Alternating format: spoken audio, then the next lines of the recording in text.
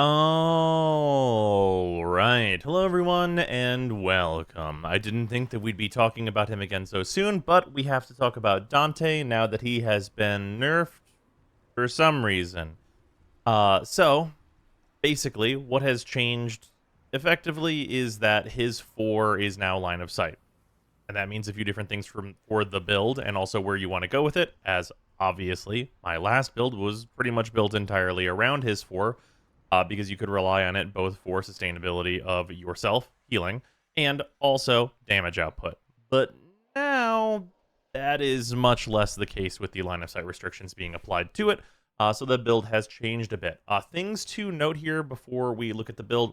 I do have 2 corrosive shards in here. This is because I was testing another variant of this build that involved using Archon continuity, to turn toxic procs into also corrosive procs and strip armor. It ended up sucking. I don't think you should bother with that build. And then otherwise, we are still just on the 1 casting speed shard from before, and these just need to be removed eventually. So, the new build here looks like this. You might be wondering, what in the fuck is Archon Vitality doing in this build? And the answer to what it's doing in this build is that this build is much more about Noctua. Now, you still can use the prior build and swap in Nourish or Roar, probably Roar, in order to still just focus on Darkverse and your 4 doing things. But I've come to the conclusion that I think that having Noctua is good, especially if you're going to be wanting to bring him to, different types of content like Duviri, bringing him into the new Deep Archimedia, and just content where he's not guaranteed to have a weapon that he wants to have in order to have situations be solvable. Noctua is going to be much more reliable than Tragedy and Darkverse, as this has a lot of upfront damage with this build, and also kicks out a bunch of status that you can cash in with Final Verse because of Archon Vitality. Otherwise, this build looks pretty similar to what we were running before. We have swapped to Umbral Intensify from previously using Precision Intensify. Precision Intensify was, of course, great because the extra strength on his 4 was what mattered more, but now you also want that strength for your 1, and honestly, your other abilities don't exactly not benefit from it either. So this more like even approach, I think, is better. And then also in terms of our augments, I've swapped to, Molt Augmented was in here already and is still very good for obvious reasons. And then Arcane Velocity is now in here because the fire rate is very, very good on Noctua, giving us like 210% total fire rate bonus. Means we can shoot very, very quickly. Of note, I'm not entirely convinced that I can't drop Streamline for like an Augur mod, but for safety purposes, I have kept Streamline in here. There's a lot of things that you could do that you could probably pretty easily remove Streamline for like another power mod if you wanted a little bit more duration, or like, maybe you don't feel that you even need this much range, which is entirely possible.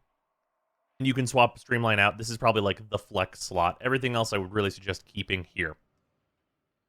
Other things of note, the reason why this is so much less range is because on Final Verse, this is still a 43.5 meter radius, which is still absolutely stellar. Obviously, before we were working with like 70 meters, and that was awesome, but we can't use 70 meters anymore. Whenever this is switched to line of sight, it turns out that there's almost nowhere you can use 70 meters outside of bringing Dante to, like, Venus open world, or maybe the Plains of Eidolon if you happen to be wanting to use him there.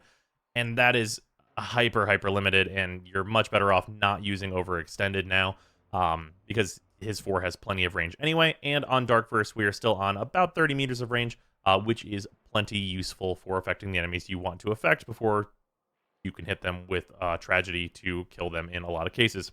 So yeah, with this build, basically, we're still getting the full new effect of Tragedy, which is just a lot worse than the previous one.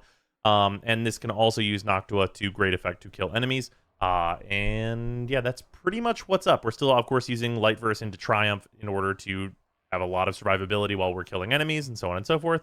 And it's pretty similar besides. But yeah, on the Noctua, this is the big change up from using, we were using 4 ability mods on here. This is now a pure heat Noctua build. Pretty standard stuff here. I do want to call out a build that does work for this if you wanted to like extra invest in this. I didn't want to show it because it won't work in the situations where you can't pick your entire loadout. But in my Mesa video, I do show off that you can use a secondary with the secondary outburst. You can use this plus the Ceramic Dagger's passive to have a very high amount of combo that you don't have to work for. And then this secondary outburst buff will work on Noctua whenever you're swapping to your other secondary. So that is a thing that you can take advantage of, and this buff does last a good amount of time and is, a huge increase in damage, and you can do that if you want to. Other things that I was like told work that fucking don't, and don't believe anyone that tells you they do, is if we look at a Cascadia Flare, you can build up stacks of this with Noctua. It does not affect Noctua at all. So anyone who tells you it does is a goddamn liar. So anyway, moving on. We have Dante. That's basically what's up. In terms of companion, I'm just bringing Helios here. As I said before, you could bring a companion that has like better effects on your energy economy, but I've just gone with Helios. This is like Dante's probably going to be my new content Warframe because his Noctua scans enemies and Helios scans enemies, and just like filling out the codex is nice for me. But if you really don't give a shit about that, swapping Helios out with like Death Cube or even like, a Sahasa or something that can give you energy is going to allow you to really easily replace that Streamline mod with pretty much anything that you want. But overall, the way that this goes down is not dissimilar to what it was before. If we look at these 225 Steel Path enemies, it is worth noting that, of course, we're going to put on our defenses first. You can just like Dark Burst these guys down still. It is not as good as it was, as you can see, like, enemies are surviving this.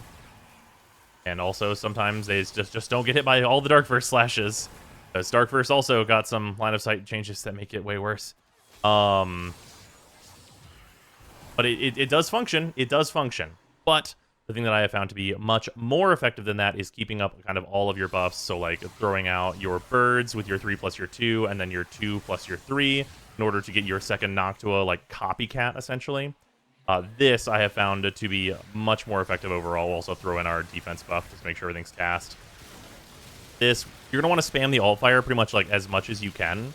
But your alt fire has infinite punch through on enemies, and a little bit of punch through in that it can go through doors and stuff. So I have found this to be quite a bit better than, like, just spamming Dark Burst and using Triumph, because this not only works on more enemies more consistently, it's also something that can just, like, really easily clear out hallways, especially at, like, lower level Steel Path. Obviously, this is level 200 some, and also just to show that this does work against enemies, like, that are not just these armored dudes, we'll use the Murmur group, and show these guys off as well.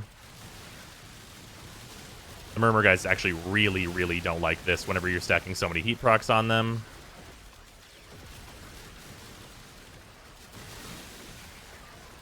And this is also something that where it's like, if I'm getting Dante, specifically on Deep Archimedia, I would much rather be on Noctua than the Vipers or some nonsense like that. So that's really the reason for this build, is this build is going to be good. If I can pick Dante, Dante will be good because he has Noctua, is kind of the overarching thoughts here. And Dante's, of course, like, still generating a whole lot of overguard for himself and the entire team. So his team support abilities are really pretty much unaffected, and he's going to be great at that still. You just have to rely a bit more on his Noctua in order to deal with enemies, unless you are relying on your own guns, and then you can feel free to use the double corrosive shard build and just, use the Torrid and just use his overguard in order to survive. Plenty of things you can do with that, but this build now kind of makes everything work and doesn't go all in on Tragedy, because Tragedy is now not worth going all in on. But yeah, that's what's up with Dante as an update to his new, now nerfed build. And let's jump into ye old Tav and kill some dudes. All right, here we go. Jumping into Tav as is usual. Yeah, we are, because I know people are curious, we are fast approaching actually having the tier list done. There's a few more builds videos that are going to come out. Should be this week. And then the tier list will shortly follow. So we are almost there with all the changes that needed to happen. Also, this is the first video from the new house. If anyone has been following that, I have been moving, which is, among many other things, part of why everything got so delayed with the tier list. Oops, get knocked out. I have switched to black energy for your guys' benefit, though you can still see there's a bunch of orange happening on screen.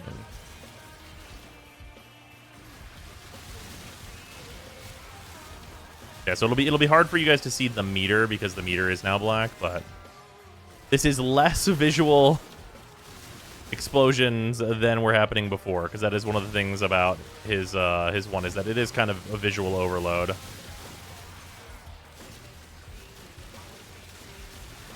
Like it's got a lot of screen shake on it and such, but it is a pretty good weapon. And it doesn't require that much aiming either, because the shard like these shots do like split off and hit multiple times.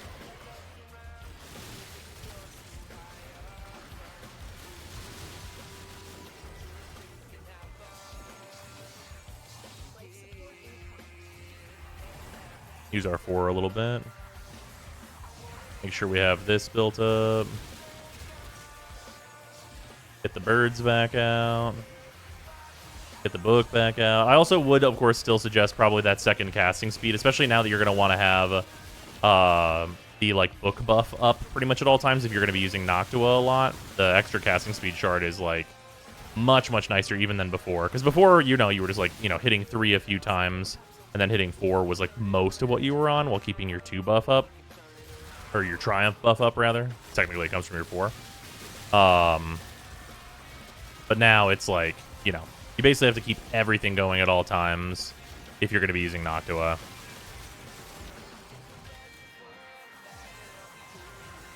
You can see it's not bad, though.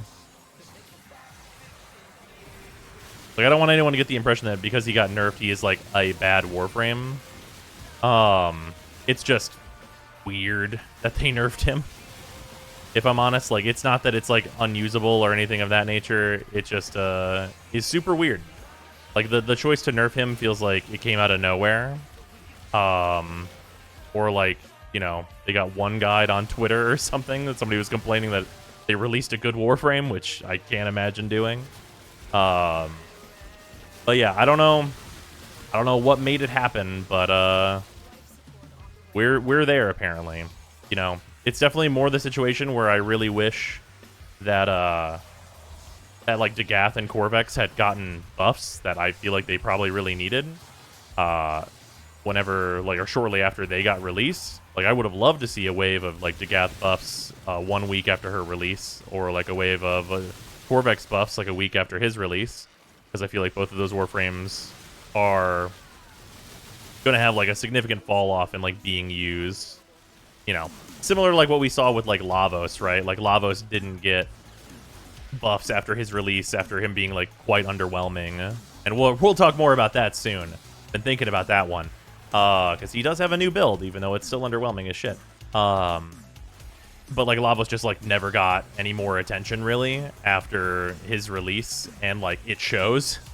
Like, you look at the Warframes, like, great example is, of course, Kalervo, where Kalervo came out and then had, like, more significant problems than, say, Corvex or Dagath, but then got, like, buffed, and stuff was fixed, and now Kalervo is, like, one of, like, the best, and also, you know, super accessible and, like, just, like, good frames around, then got, like, a bunch of mechanics and, like, how Overguard works and stuff, like, to be changed.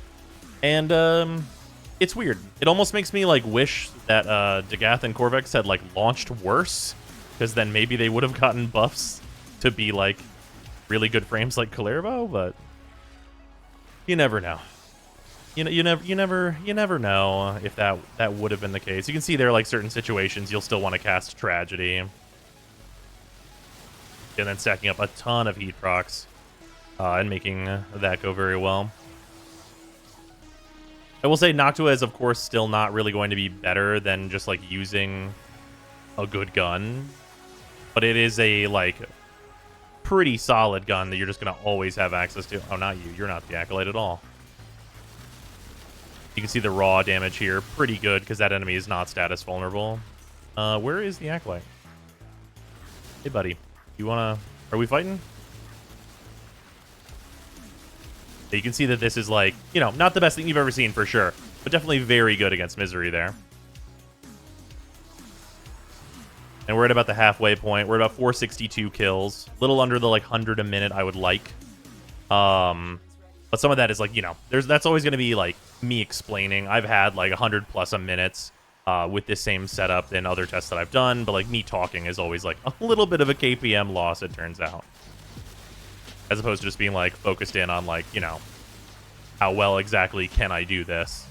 Because having to cast everything, turns out, is having to monitor all those cooldowns and stuff is more taxing whenever you were also thinking about exactly what you were saying and talking and discussing about. But yeah, I mean, I don't think anyone would argue that this version of Dante is like bad. I think I've seen that sentiment that like now Dante's ruined, and certainly whenever like we got the initial changes, that was the case. But now that they have like rectified the line of sight to not be as bad, he's like totally playable. Like he's still a good Warframe. It's just like we had a lot of no reason to do it, I think. Because like, not to try and get any other Warframes nerfed, but like you look at what a lot of other Warframes that are really popular and have been played for a long time do, and both the Nezha nerf and the Dante nerf that we got in that patch don't make any sense whenever you just do some one-to-one comparisons, especially whenever you start comparing it with like other things that are easier to get, right? Things just like start not making sense really fast whenever you look at what other Warframes are capable of and you compare it to what pre-nerf Dante was doing, and you're like, this doesn't seem like something that was warranting a change at all. And like, that's just the thing I keep coming back to personally, is like DE cited their like policy for like if things need to be nerfed, basically, and Dante didn't fit into any of them, and it's a bit mystifying to me. Also, for those of you that like don't know what like DE like quantifies as their like basically reasons to nerf something, it's dominance, which, because Dante had been out for less than a week at that point and most people still didn't even have access to him, I think that dominance is out of the question.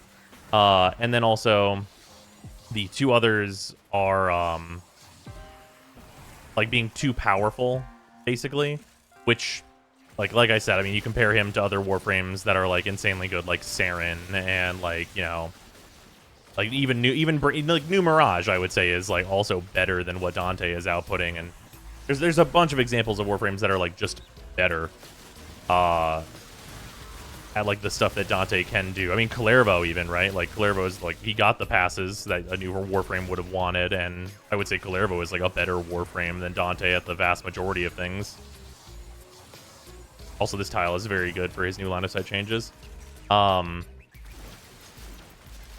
then beyond that, just like the things that ruin other players' experiences. And there's like a potential argument for that, but nothing that DE like cited as like being the case. And like the changes don't make sense with if that were the reality of the situation, right? Like their initial changes were to like ruin Tragedy and make his defensive abilities much worse for like their like bulk overguard applications. And like that doesn't make any sense, because like I don't know like whose time was being ruined, right? Like what was occurring with these brand new Dantes that was like ruining someone else's experience, right? So like you look at the different things, and also like to be clear, I know that there is like a thing that kind of caused a change later, which are the overguard changes that now basically make it so that if you didn't apply the overguard, you still get rage effects. And that patch actually makes sense, because that could be something that could actually interrupt teammates, and is true of like all of the Warframes that, you know, throw out overguard. So that would be a totally reasonable change that also wouldn't affect Dante's power at all. For overguard being a thing that can sometimes like disrupt your teammates' game plans. So that's like a totally reasonable change that I like, and I think everyone pretty universally is a positive, you know, fan of. But his output changes for like his defensive stuff and his like Tragedy and all that are, they just don't fit. It just doesn't fit like with what DE said as their policy, and it's confusing. Oh, whoops, almost killed myself because Malice has his bubble on me. Because I'm yapping. Yeah, it's just It just hits me the wrong way.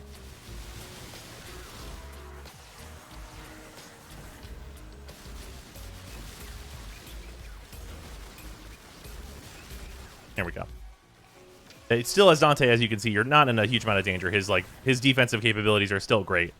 As they did rebuff some of his defensive stuff.